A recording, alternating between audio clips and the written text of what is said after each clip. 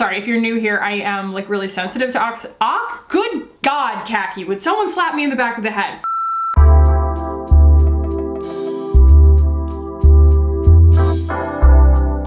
What is up, guys? Welcome back. It is so romantically snowing outside. It's not an icky wintry mix. It's not flurries. It's like these perfect snowflakes floating down. You know what? I'll show you.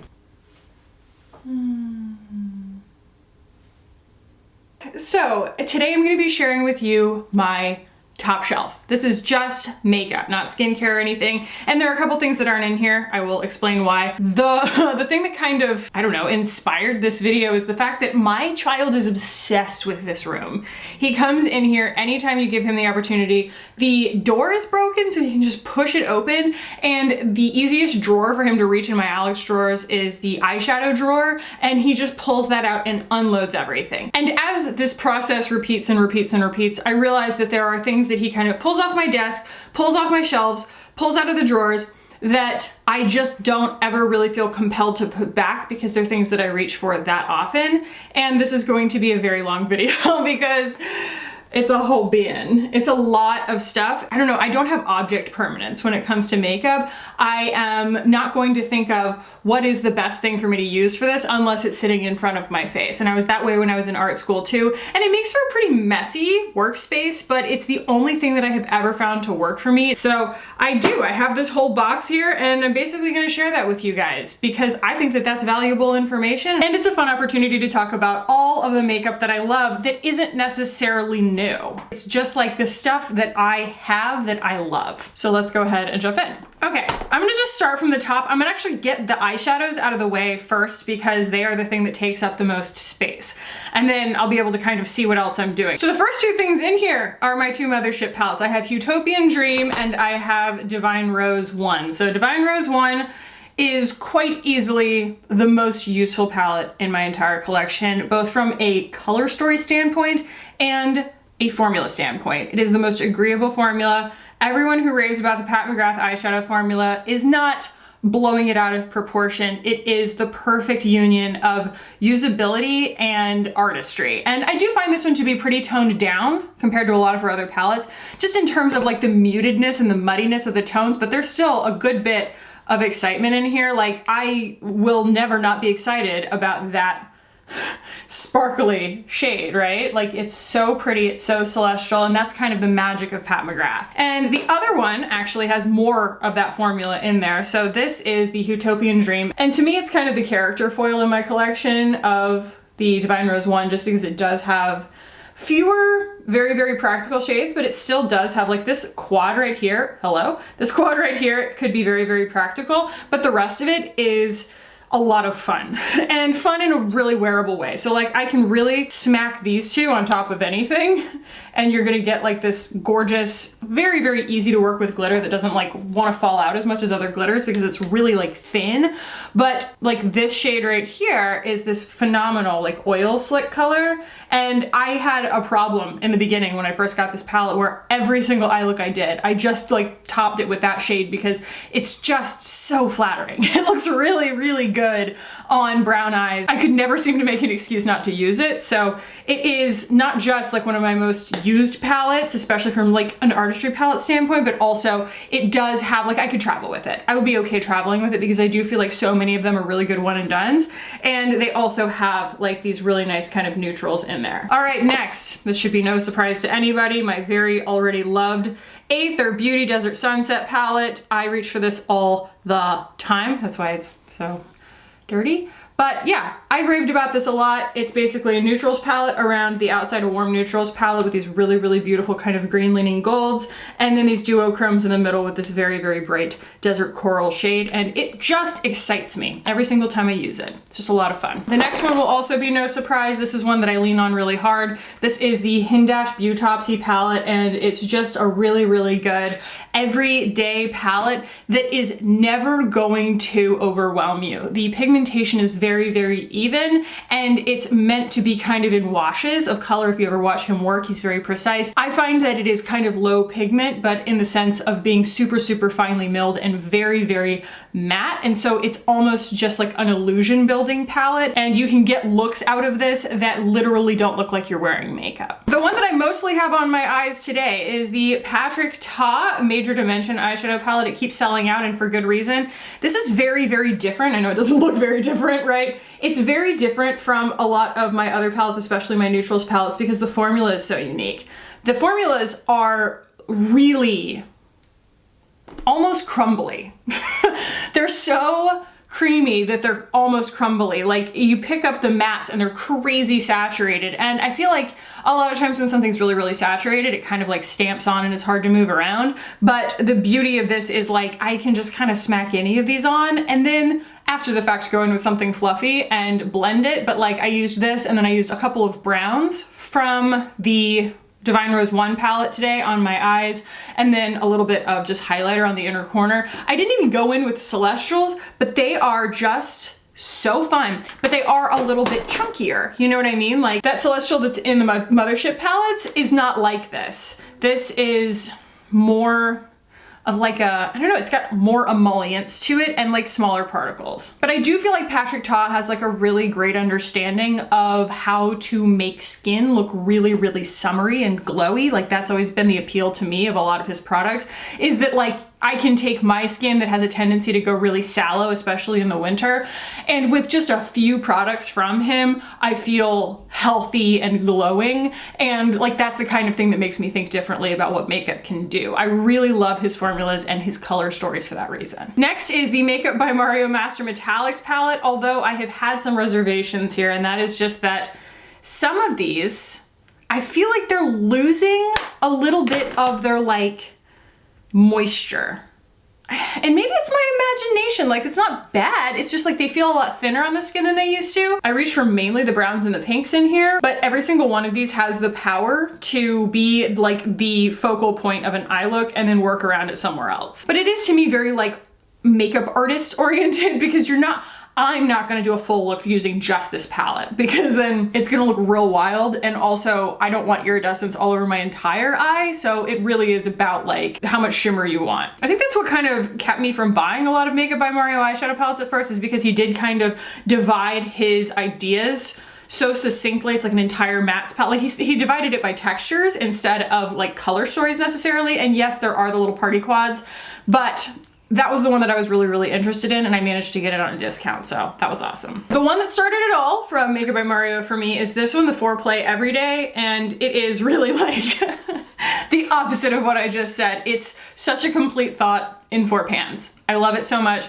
These are so beautiful and soft. They don't seem to be losing their emollients. Again, that kind of makes me think that it might be a little bit of my imagination, but they're so smooth. God, they do wonders for the crepey areas on my eyes, you know? And I just feel like the more you build these shadows, the more of the beautiful nuanced differences that you start to see between the textures in these. It is unbelievably beautiful, and the formula is just phenomenal. Like, if I only owned one tiny little palette, I could get away with this being my only tiny little palette. Finally, I think that this packaging is really ugly, I'm gonna be honest, but this is such a useful palette. This is the Thrive Perfect Eye Palette in Warm Neutrals. I use this one for eyeliner mostly, and all of these are really, really good back you out of trouble kind of shades. I love the proportion of the sizes of them. You know, it's like if I want to back myself out of trouble, I've got a really big warm white pan. And I love this one right here. The shade is called Bethany, because it's like this perfect grayish that does a good job of like layering on top of anything that you have in your crease, mattifying it and building a believable illusion. And I also just really like them because they are waterproof. And so they might be a little tougher to work with dry, but if you like put this on a wet brush, it is a really, really super, super saturated, easy to control eyeliner, and it does wear all day. So that's what I love about the Thrive formula. Next, let's talk about complexion products, shall we? So I'm going to start with this one because it's in here because I love it, but it's new to me and I want to really get a better understanding of it, so I want to make sure it's right there for me to reach for it. This is the new Laura Mercier Tinted Moisturizer Light Revealer. It is a natural skin illuminator, SPF 25 sunscreen. It is a chemical sunscreen, but they took the octinoxate out. So that's what it looks like, and I think that what's so lovely about it is just kind of this really beautiful luminosity to it, but at the same time, it does give you a good amount of blur and a good amount of coverage. Laura Mercier has always had my heart when it comes to skin tint formulas, but they've always had octinoxate in their SPFs. Sorry, if you're new here, I am like really sensitive to good God, Khaki, would someone slap me in the back of the head? If you're new here, I am very sensitive to octinoxate. It is a chemical sunscreen and it just starts to kind of irritate my skin and break me out. They took it out of this one, so I sprung for it. Basically, I was really, really excited and I'm loving it so far, especially as a like low coverage skin tint that still blurs in a really beautiful way. It's like someone took the glossy skin tint, dialed it back in terms of dewiness, but then turned it up in terms of radiance, like luminosity. It has a little bit of like a shift to it. It's like a grown-up version. We wouldn't be talking about top shelf complexion products if I didn't show you guys this, the Lisa Eldridge Seamless Skin. I have this in the shade 3. This is a foundation that every time I wear it, I am presently, oh, what is wrong with me today? Pleasantly surprised anew at how much I love it, and not just how much I love it right when I put it on, but how much I love it hours later. The end of the day. For me, I find that it has the ideal amount of coverage without being, you know, so blanked out that I feel like I have to do more work just to kind of draw my face back on. But the wear time is lovely. A lot of times you talk about sort of a sliding scale between something being really dewy and natural looking and having not great wear time, and then the other side of the spectrum just being something that's really, really high coverage and long wearing, but like doesn't look as natural. So I find that this is like the perfect medium for me. It does have quite a lot of silicone in it, and so that's not for everybody, but I personally love it. It doesn't irritate my skin at all. The dry down is gorgeous. I don't know, I would expect nothing less from Lisa Eldridge, but by those standards I could have been very, very disappointed, and I found it to be absolutely perfect. Another new favorite in my top shelf here is the Nars Light Reflecting. I have it in Mont Blanc. Someone corrected me, not corrected me, but very politely helped me with the French pronunciation of the shade name. It's L2. So I like this because it does reflect light. It does have a really, really nice radiance to it. It's a phenomenal shade match for me. Like, the undertones are perfect. Like, you saw the Lisa Eldridge, I picked that one off the internet. This one I went in and actually got shade matched. It's a little tiny bit dark against like my winter, you know, neck skin, but I find it to be worth working with it just because the undertones are so excellent. So it's like the one that I don't necessarily have to look at that. Like, I don't have to worry about overcompensating with bronzer or something like that in order to just get what I think would be my natural skin tone kind of underneath all the freckles and everything. So I have just been absolutely loving this, and I'm starting to really understand the power of like a really big shade range, because I used to always, like if I went to the drugstore or anything like that, which they do tend to have larger shade ranges, but when I was younger, I would like always just buy the lightest shade because I was like, well, you know, if they have a shade for me, it's gonna be the lightest shade they have. I never really thought about undertones, and I would put things on that were kind of too gray or too yellow or whatever. And now seeing something that is so perfect for my skin tone because they have a shade range that is really inclusive, it's like, that's all I want to talk about. And it makes me really empathize with the people who have like darker skin or even just like very complex undertones, because a lot of times these shade ranges just do exclude them. I have always had something I could work with, but I don't think that I'm as disadvantaged. I know I'm not as disadvantaged as far as like actual selection, but I don't think I'm as disadvantaged as it pertains to undertone, just because lighter skin, it's a little bit easier to kind of finesse the undertone. Whereas if you got dark skin and you've got like a green undertone and then you've got like, you know, a peach or like a gold red, you know what I mean? Like it's going to stand in really, really stark contrast. It's like not usable. So yeah, I don't know. I don't know everything about this concept, obviously, but like just the shade match on this and how good it is excites me. So that's why I continue to reach for it, and I love the long wearingness of it without silicones.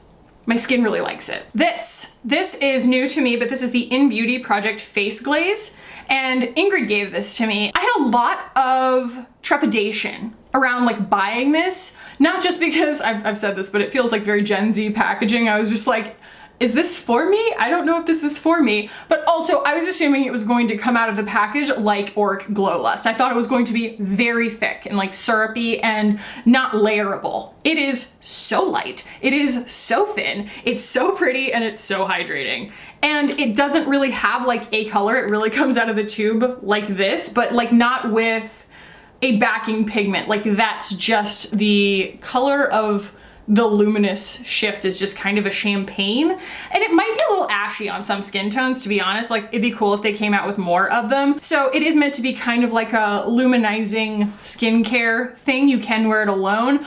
I love to put it under certain things in order to kind of luminize them, especially if it's like a foundation that I know likes to go on matte. Like I'm still finessing my thoughts, right, on the new Charlotte Tilbury, because it behaves so differently depending on what you put on underneath it. Like whether you really moisturize or whether you did your skincare like an hour and a half ago, or if you put a primer under it or something like that. Like, and it's kind of night and day as to like how I would even like assign attributes to it. You know, I'm like, is it satin or is it dewy or is it kind of a little bit more matte? You know, has everything to do with the things that I use it with. So that's why I'm kind of trying to get really well-rounded thoughts on it so far. But another great shade match. I'm wearing it today. I had this in one neutral. But anyway, yeah, the face glaze is so beautiful. It says a skin barrier veil. The look of smooth, glowy, healthy skin filters away dull, dry, textured skin. So it is kind of a primer in that sense,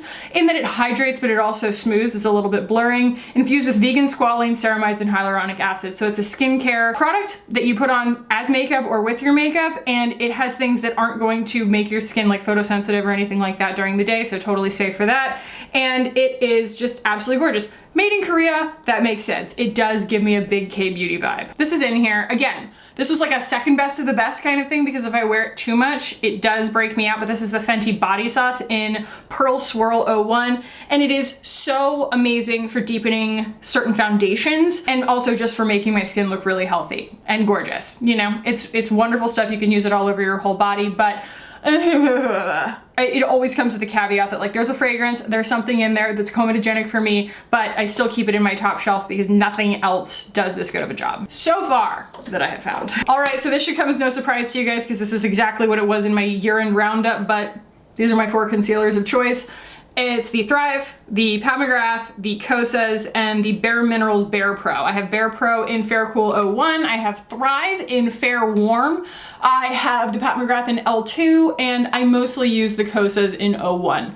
And the Kosas is going to be creamy and almost full coverage. The Mcgrath is going to have dry down, but also a little bit of like a nice, almost like glycerin-y finish to it, and it is full coverage. The Thrive is the lightest coverage, but it can absolutely just disappear into your skin in the most lovely, believable, no makeup kind of way, like nothing else I've ever seen, and it's unbelievably hydrating. And the Bare Pro is the best kept secret of the concealer world. I'm burning through it. It hits all the marks. It is the perfect amount of coverage. They've got a pretty darn good shade range, I wanna say. It's so creamy and hydrating on my under eyes, but it has a good bit of coverage and doesn't get all crackly and gross. And what's kind of crazy, as opposed to the liquid formulas, I feel like this I can apply at almost any part of my makeup routine. Like I could apply it at the end and still probably get away with it if I'm like nice enough, you know? I could not live without any of these. But I'm wearing the Mcgrath today. And I would be remiss not to mention this. This is one of my ride or die products that I'm not even sure that like they sell it anymore. Every time I look for it, it's kind of on some weird site that I've never heard of, but this is the Lolo Mineral Concealer. I have it in the shade Blondie, and it is a very, very high coverage powder. Almost like a MAC Studio Fix pressed powder kind of thing, but I can just apply it with a brush. Maybe if I run out of this, I'll probably just buy the MAC Studio Fix because I use so little of it. I used to cover my face in the MAC Studio Fix, like Nikki Hilton. I remember she said that that was what she did, and I was like, well, cool, I guess I'll do that, you know, because I had really bad acne at the time. But yeah, as a nuclear option, spot concealer when you're done doing your makeup and none of your other efforts manage to cover something that needs covering, this will do the job. Powders. We have a few that I have loved for a while. So I have the Kosas Cloud Set, which I love so very, very much. I have the Well People. This is the Super Powder Brightening Powder. It's kind of wild to call this a setting powder, even though I did use this under my eyes today just because it does have like so much reflectiveness to it. But it's like this beautiful pearly kind of thing that I feel like is so multi-use. Like when you put it on your skin, you kind of get it. It's one of those things that you got to interact with. But both of these have a really nice kind of, this one is a little more subtle, but they both have luminosity to them. As far as like perfection and a little bit of coverage, the Airbrush Flawless Finish Powder from Charlotte Tilbury is new to me. I bought it when I bought the new foundation, and all the hype is real. You know, it's hard to get excited about a setting powder, but this is really, really incredible. And the way that it cooperates with her products particularly is, it gives you that Charlotte Tilbury kind of like glowy glam, but also long wearing kind of vibe. I will never not be excited about the fact that I hit pan on my Bite Beauty Changemaker powder, and I'm going to keep using it for that reason because I want to pan it. I mean, I want to like, you know, completely empty it. I'm very, very excited to do that. This is such a great powder and it's like on sale everywhere, which makes me think that they're discontinuing it, which makes me sad. Maybe they'll just like repackage it. That would be neat, but like, I love this powder. I'm becoming Samantha Ravindall, where like I fall in love with things and then they just get discontinued, although someone did tell me that they had, a little birdie told them that Bare Minerals is bringing back the bronzers with a larger shade range in the spring, summer, so I'll buy all of them. If they don't send them to me, I think I'm on their PR list. They have sent me some PR recently. They sent me this, oh my gosh, they sent me this Enzyme Peel. It's awesome, you guys. Like, I don't even want to wait till my favorites to tell you about it. It's like this, you know, I use a lot of peeling products. I use a lot of AHAs and stuff, but this thing doesn't sting. It smells like fruit. It's obviously like all fruit extracts and stuff, but it's Bare Minerals. So, I mean, it's effective. It's not just like a feel-good product, you know? And it's like gelatinous and kind of nice on the skin, but it definitely works. It's so nice. You just leave it on for like 10 to 15 and wash it back off, and then you do your makeup. I mean, do the rest of your skincare.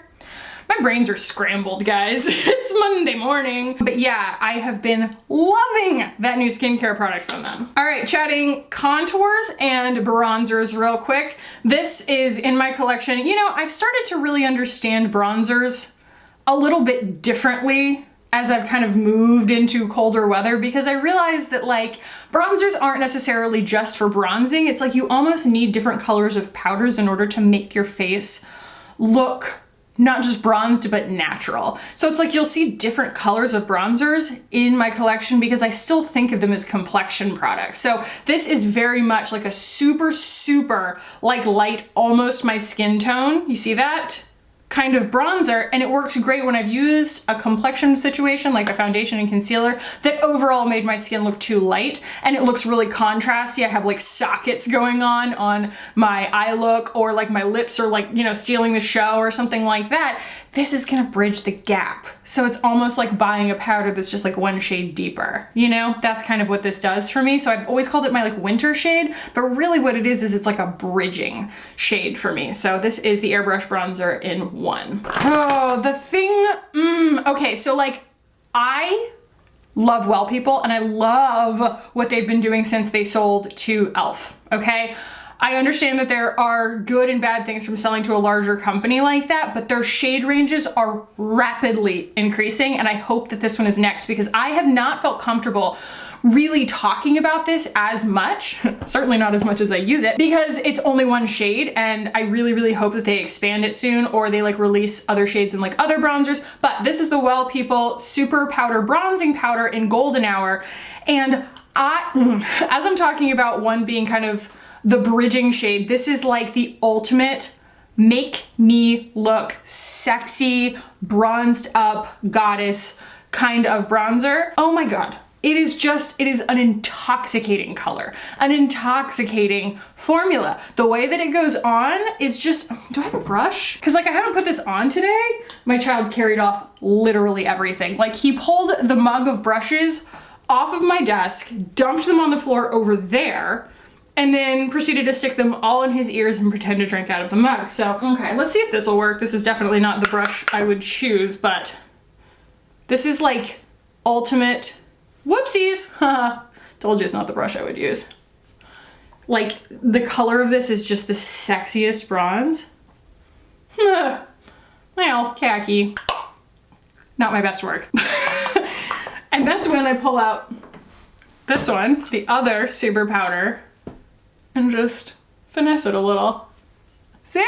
Stuff's amazing. I don't understand this formula. I don't get it, but I don't ask questions when something's that good. You know what I mean? They could be making it out of like donkey spit and I wouldn't care. All right, next. This is something that kind of made its way back into my collection because I watched Lisa Eldridge use it and I was like, oh yeah. I love that. So the reason that I kind of stopped reaching for this was because I was using the Patrick Ta one so much, and I do love that one too. But the Patrick Ta contour is cream and this is powder. This is the Wayne Goss, the Radiance Boosting Face Palette in light gold. So soft gold glow and light taupe. Such a beautiful, I mean, there are different shades, the shade colorways in this range, but this is so beautiful for light skin. So this is gonna be kind of your like peachier bronze. So it is a much more, I feel like, natural looking color on me. Also, I did a self tan today and it's selling me out. Yeah, and that is like this beautiful blurring formula for a contour, but I can apply it as a last step, which is great. And also it is like a gray, gray, gray. So it really, really makes the illusion. Note to self, that was the wrong friggin' brush. It's okay, we're gonna be pulling out blush in a second. I'm not even sure I put blush on today. Yes, I did, I put cream blush on. Okay, anyway, there's room for more. Love this, keep this around. And also, I mean, this is just my mainstay because this is one of the best bronzer shades on me ever. That's right there squarely in the middle. And this is the Patrick Ta. You can tell because it's like disgusting. It's disgusting. Like I have used the living crap out of this. This one is also panned. This is She's Statuesque Cream Contour Powder Bronzer Duo from Patrick Ta. Again, it comes in different colorways. I talk about this all the freaking time. I love it so much. I love his just basically unabashed encouragement to combine powder and cream, and it works every time. It's so, so gorgeous. And this is just, I mean, that bronzer is just everything. It's like the perfect kind of like green gold, like natural bronze on me with no sparkle to speak of. And I always say this is kind of my disclaimer for bronzers. They are, like I said, as personal as any complexion product. So I'm basically vouching for the formulas and anybody who can find their shade in what those are, because I've yet to find a bronzer range that's like, you know, as exhaustive as a foundation range. Another one. This is just so nice. I don't really use the highlighter end, but I use the contour end a lot. This is like the get the job done contour of life. So this also comes in a lot of shades. This is the Uma Double Take Sculpt and Strobe Duo Stick. I have this in White Pearl, and this contour is so excellent. It is super, super pigmented and so creamy, so blendable, so beautiful, and you hardly need any of it. Like, I know it doesn't look like I've used very much, but that's because you hardly need any of it. Like, it just goes and goes and goes and goes, and the way, oh, it's a perfect kind of hybrid consistency where yes, it spreads out and it's really, really smooth and soft, but it does cooperate really well with other things because it's easy to move around. It's as blendable as the So Soft blushes from M Cosmetics, but it is stiffer. I'm gonna sneeze.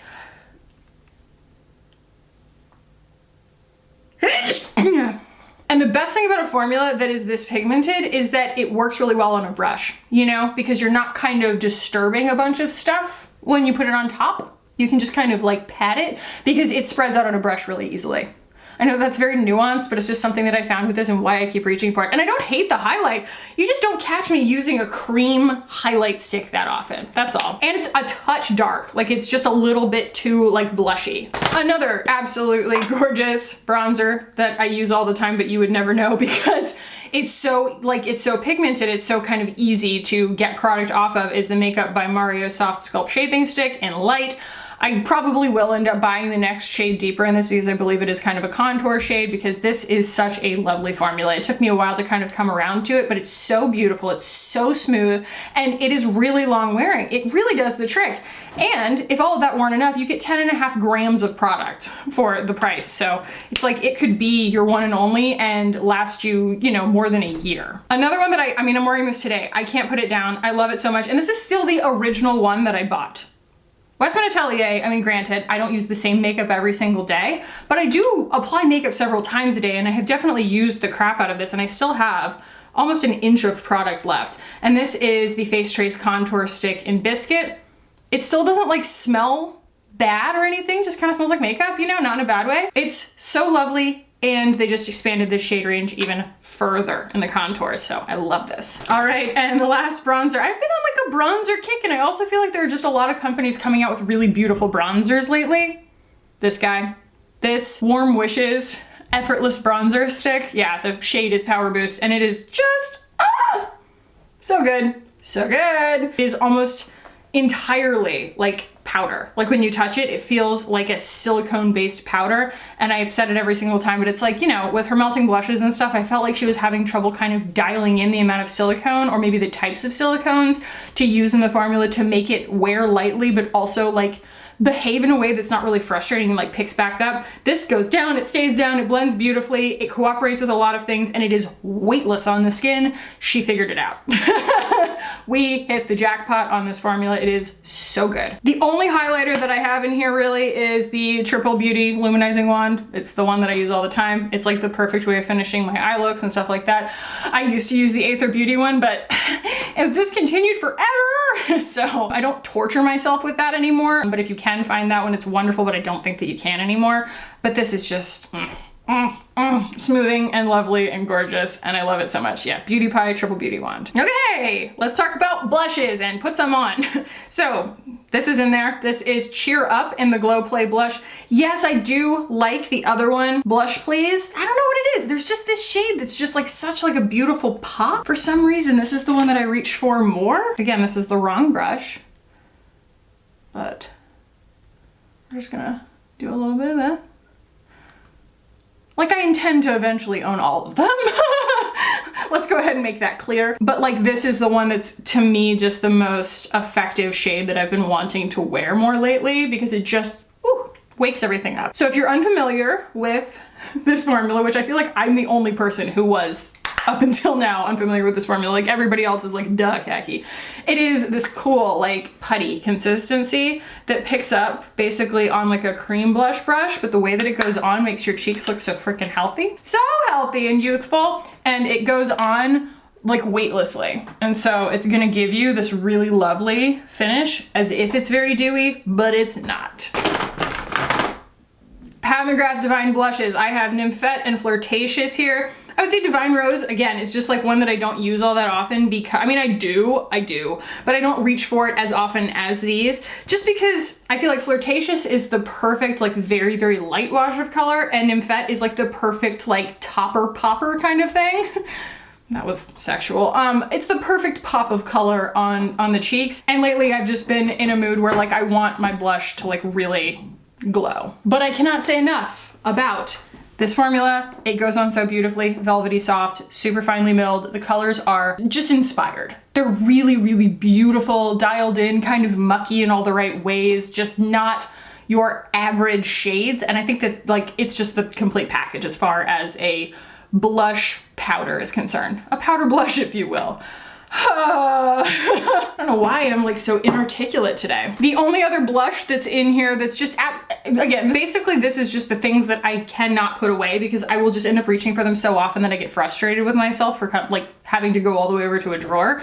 And it is the Dior Backstage Rosy Glow Color Awakening Universal Blush in 001 Pink. So it's a very extreme shade, and it really does. It wakes the face up. I don't have a brush for this, and so I'm going to spare myself the stress. They're all over there on the floor, Simon. But yeah, and I also have more blush on one side than the other. You guys will forgive me on that, right? I don't know. Anyway, yes, this is such an ideal shade, and it does come in like a very, very bright saturated peach as well. And I really feel like what it is a color adjuster. That doesn't mean you can't use it by itself. I use it by itself all the time, but like it's a phenomenal color adjuster.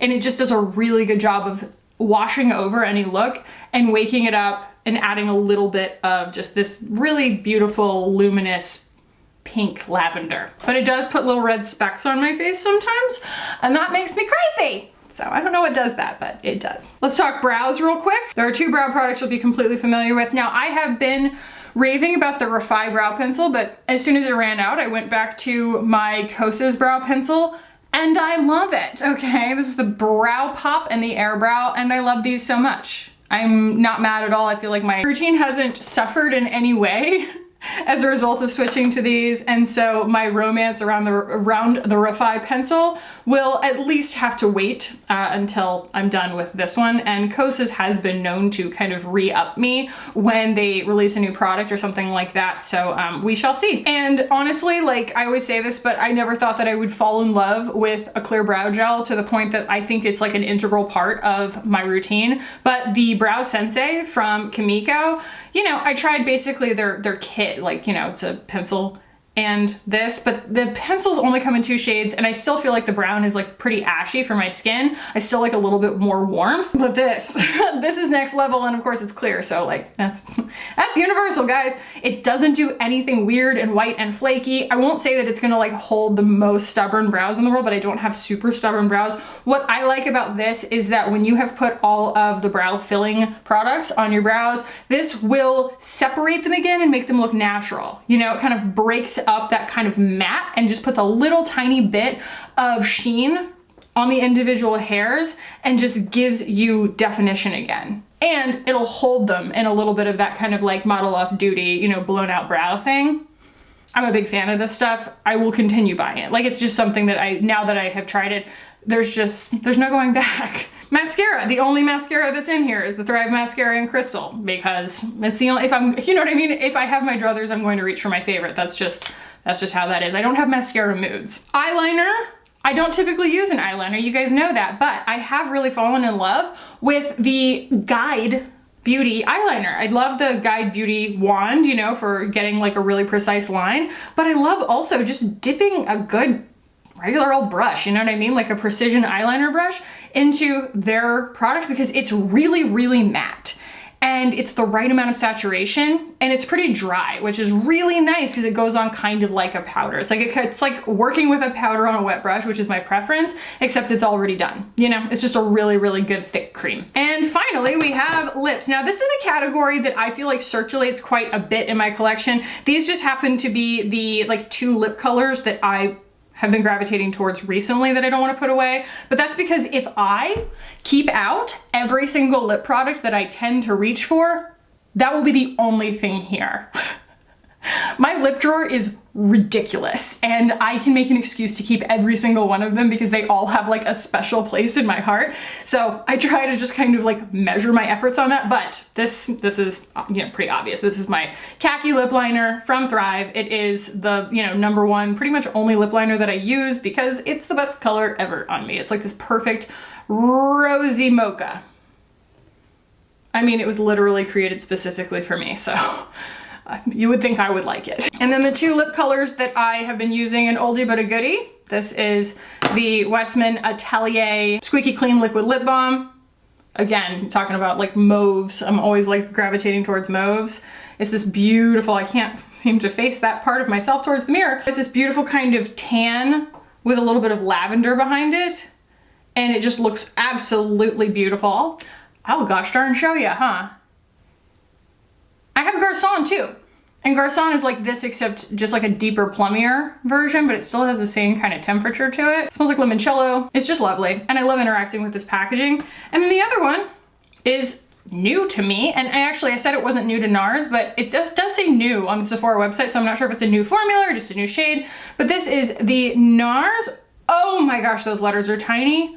Afterglow Lip Shine, I'm gonna guess that's been around for a while, is the shade Nympho, and I just want to swatch that against my lip liner real quick because I think that's why it appeals to me so much, is just because it's like an ideal match. It's like a rosier version of my Khaki Lip Liner, and I feel like that's like exactly what I'm going for. Plus it's pretty saturated, you know, it's a lot more saturated than the Westmin Atelier. That was what I was wearing kind of throughout the beginning of the video. And again, I don't know if it's like a new formula or not. Again, I haven't been around like Nars. I haven't had my hands in Nars a lot, you know, for the last few years, but what a lovely, lightweight, simple, liquid lip balm kind of formula. It does have a touch of like a glossy syrupiness to it, but no stickiness.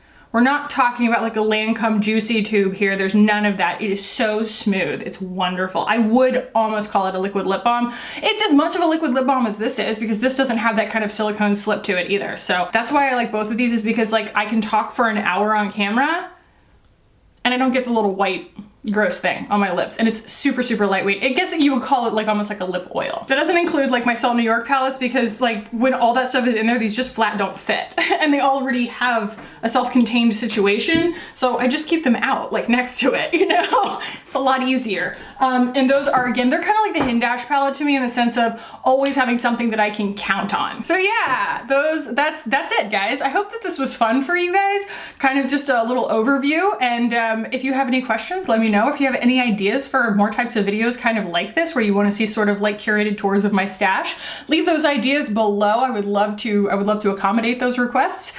If you guys enjoyed this, do give it a thumbs up. If you want to keep hanging out with me on this channel, hit the button down below and subscribe. I would love it if you guys did. Thank you so much for watching, for hanging out with me today, and putting up with the fact that I can't get words out today. I love you guys so immensely much, and I will see you in the next one. Bye.